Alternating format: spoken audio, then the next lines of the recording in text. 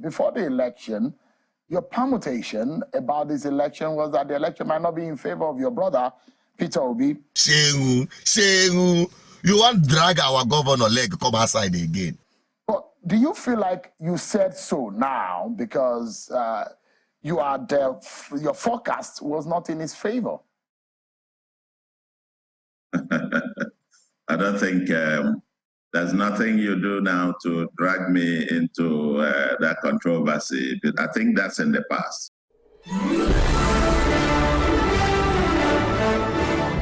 Wonderful people, viewers and subscribers, and welcome back again. Let me just do a quick response to the media shot Soludo had with Seun. Seun, you want drag our governor leg come outside again.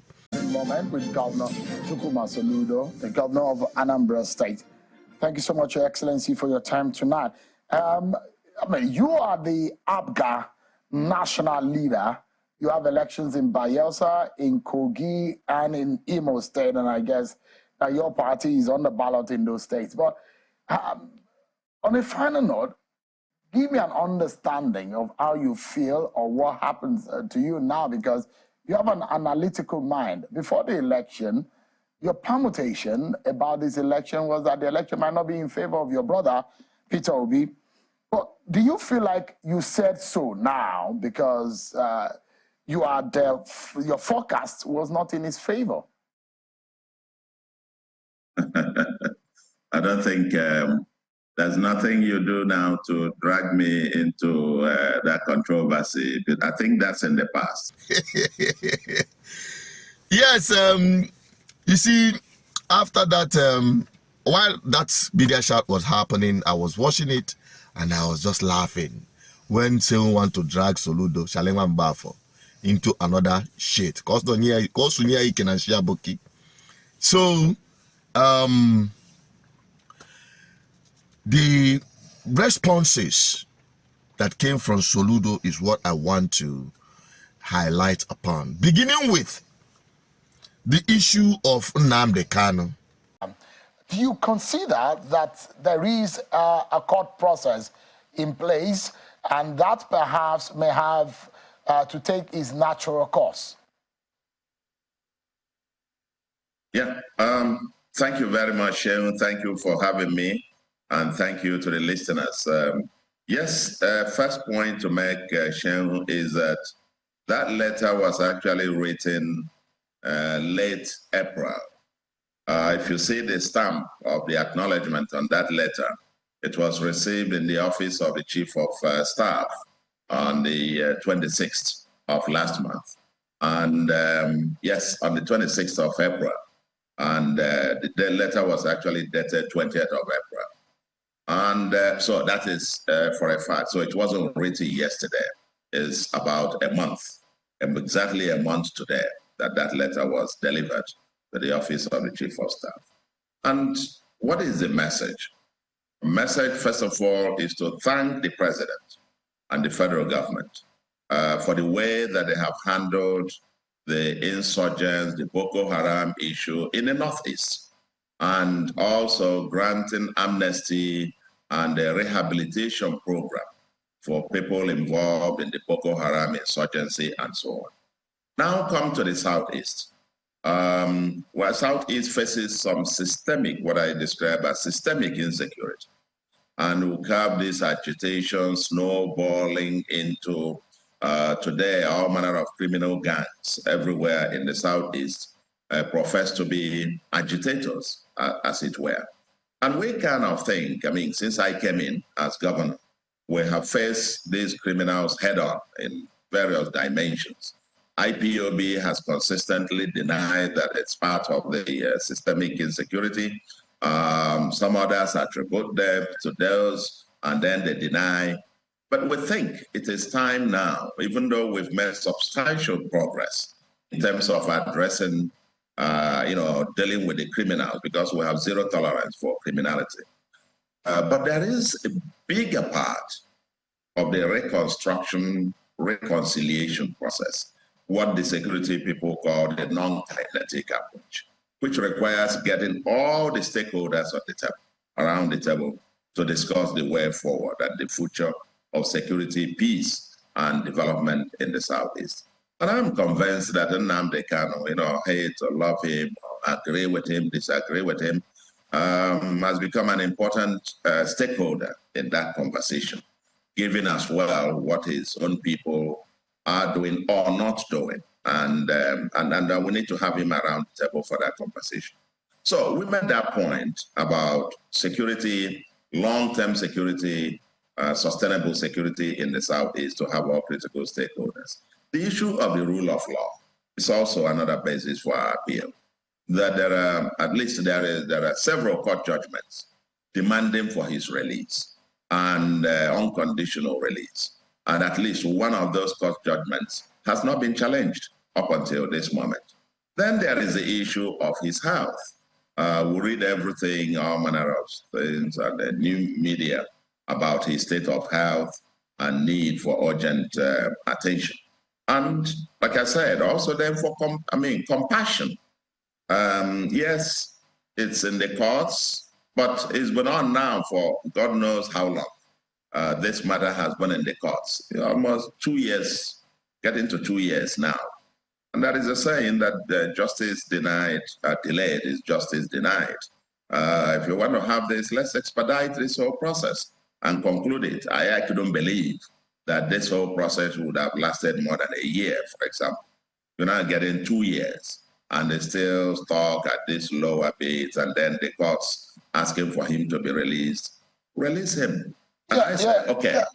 The second bit is if, because of the ongoing court processes, you can't release him unconditionally as ordered by the courts because you have appealed one of the judgments. And I'm saying, for some other compassionate, for us to achieve the other objectives, hand him over to me. We will keep him. When you need him, we'll release him, we'll bring him to you. I will be the shortee. I'm prepared to do that.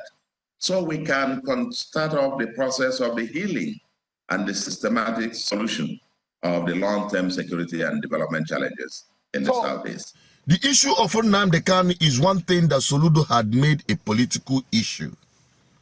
I believe that he is doing that with all sincerity of purpose. I just believe, but if it is not so, if it is just to score political point, I want to remind him what he said in the past. And let me say that Nigeria has wittingly or unwittingly dragged the Biafran issue from the periphery into the mainstream discussion. Nnamdi Kanu, in my view, threw a bait and Nigeria took it. Today, he is the most popular political prisoner and will end up either as a hero or a martyr. Where is the elite in this? What is missing is structured debate and the apparent elite aloofness or complicity or hypocrisy. The elite in denial. For the politicians who think you can let's use them temporarily, let's use them. Just go on, while we can then use that to negotiate for something here. I can tell you, you will create a monster that will consume you. Good. These boys you are dealing with are no fools, according to you. They are going to rip you apart. I tell you, if you try to play politics or score political points within Nnamdi Kanu's release, wait for it. It will definitely happen. It is from your own words. I just say, make I remind you. But if you are genuinely interested in the release of Nnamdi Kanu and ultimately solving the problem that even ignited the situation in the first place, I believe what Soludo should do is to galvanize the Igbo political front and start putting in place things that ignited the agitation in the first instance, beginning with good governance in the Southeast, beginning with opening up Igbo land for development. He wants to quickly come and end the sit at home every Monday. What have you put in place? What is the security in place that will guarantee the people to come outside and do their business freely? That is one thing. You have to set the ball rolling. How connected emotionally are you with Igbo, whom Nnamdi Kanu is now a symbol of their hope for their freedom in Nigeria? What about the end to open grazing? You signed into law, but till today, there is no significant change in enforcing that ban on open grazing. Okay, this is Kweme Square. We're driving this is the new government house that Soludo is reconstructing. Now, this is Kweme Square up there. I'm driving up towards Kweme Square. Now, right in front of me, now council, they still do open grazing right at the government house, close to the government house. But Soludo had enacted law on ban on open grazing. Unfortunately, that is what we are talking about. You see that? That is right in front of government house. In Oka, we're not talking about other places. Right in front of government house. In Oka, look at it. Okay, it's still the open grazing we are talking about. I went somewhere and I saw cows being still grazing in different farms. GGM, we want to go into agriculture. Massive one. Go to the butches. People are afraid to get into our butches, our farmland to cultivate because of these marauding cows. How far? That is one thing you have to address head on. Then the most agony part of it, then the one where they touch me pass. Now the one of the 5 most important thing which you mentioned, I agree with you. The second Niger bridge. I mean, you being a former CBN governor, now a governor of one of the southeastern states that will be benefiting from that infrastructure. I mean, would you refer to that as perhaps federal government's biggest presence in that region as of today? Yes, obviously. I mean, without a question. And I had to make efforts to be there personally for the commissioning of that bridge because for us, it's a major game changer.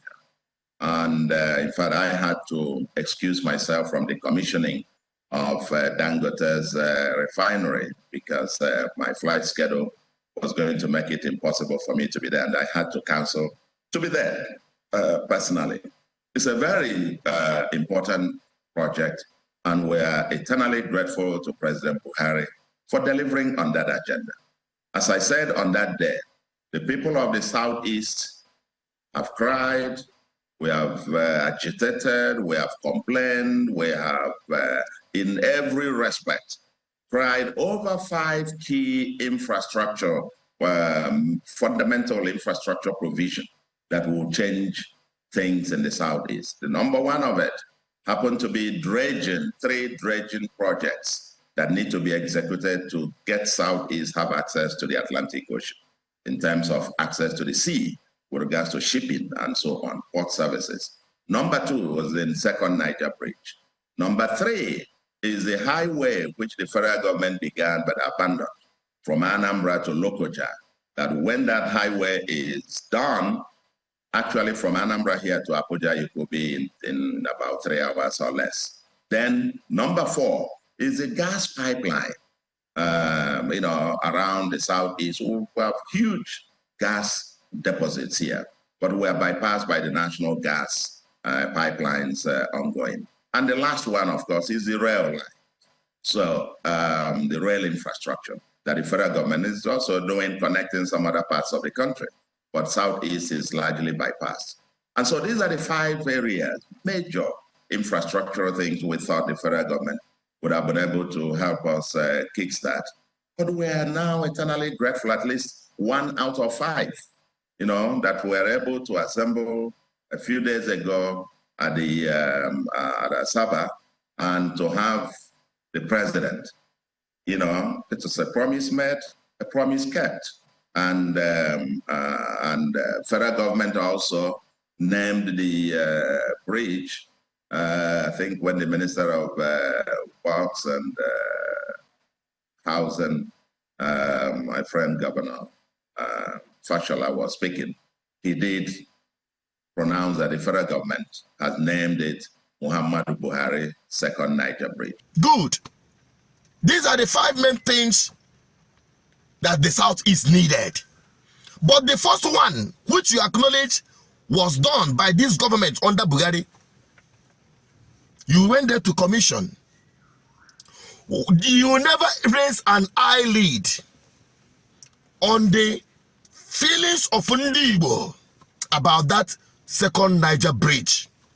It is bad enough that the eye service we are seeing from our political class, this one, Mohammed Buhari, second Niger bridge, Ebony State Governor, International Airport, Mohammed Buhari, International Airport. No, you people should kukuma name Southeast, Mohammed Buhari, Southeast. That is just what you are going to do, or name everything Dick and Harry you have, just name it after whoever is in Aso Rock, because we have made ourselves slaves in Nigeria. And that is one of the emotional trauma our people are passing through in Nigeria today, and that's why they never believe in you. And when they don't believe in you, they will not follow you.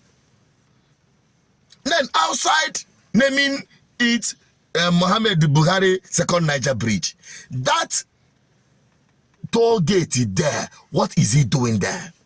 Do you know the psychological I would say psychological trauma, the traumatic effect is having on our people driving through Second Niger Bridge and paying toll gate?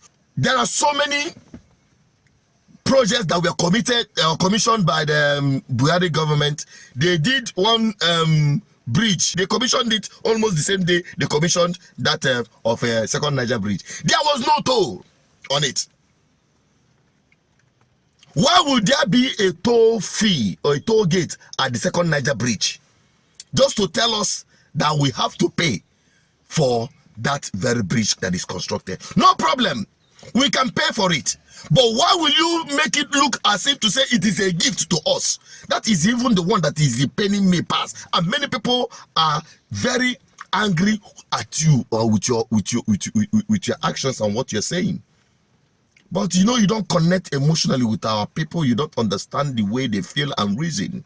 And that is why these blunders are being committed. It's a blunder. You cannot hear this truth anywhere. It is only from this platform that you will hear it. And let me just, because if I keep speaking, I will speak all day. Because this whole thing is really hitting hard on our people. And after all this, if we were able to connect with our people emotionally, psychologically, and being able to commit yourself actively to addressing some of the issues by the agitators, I can tell you, going to releasing Nnamdi Kanu will be a huge success. But without it, I'll tell you again, they will rip you apart. Let me just end it here. I just hope they said one word is enough for the wise. We've said too many already. Let me assume that you are wiser than we thought. I'm signing out. If you are from the East, you get this message, share it. If this represents your opinion, because I am the oracle of truth, and we speak the truth without looking at anybody's face. It is my commitment to see the Southeast work again. It is my commitment to see the Southeast, the Igbo land, become the Taiwan and the Dubai in Nigeria. I'm signing out. Help me share this video to everyone. Bye-bye for now. Don't forget to subscribe, like, and share. Drop a comment. I want to have your opinion.